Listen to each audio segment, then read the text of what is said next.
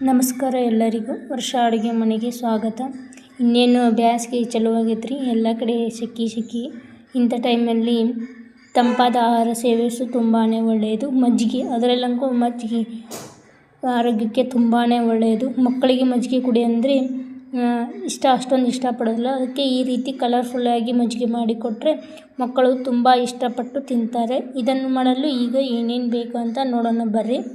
ಇದನ್ನು ಮಾಡಲು ಒಂದು ಬೀಟ್ರೂಟ್ ಅಂತ ಹೊಂದಿದ್ದೇವೆ.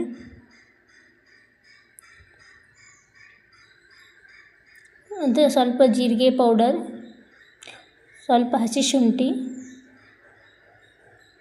ಒಂದು ಬಟ್ಲದಷ್ಟು ಮೊಸರು ಮತ್ತು ರುಚಿಗೆ ತಕ್ಕಷ್ಟು ಉಪ್ಪು. ಹೀಗೆ ಹೇಗೆ ಮಾಡೋಣ ಅಂತ ನೋಡೋಣ.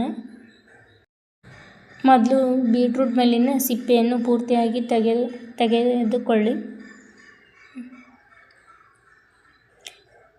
ಈ ರೀತಿ ಮಾಡಿಕೊಟ್ಟರೆ ಮಕ್ಕಳು ತುಂಬಾ ಇಷ್ಟಪಟ್ಟು ತಿಂತಾರೆ. ಕಲರ್ಫುಲ್ಲಾಗಿ ಇರ್ತದೆ. ಈ ವಿಡಿಯೋ ನೋಡಿ, ಈ ವಿಡಿಯೋ ನಿಮಗೆ ಹೇಗೆ ಅನ್ನಿಸ್ತು ಅಂತ ತಪ್ಪದೆ ಕಮೆಂಟ್ ಮಾಡಿ.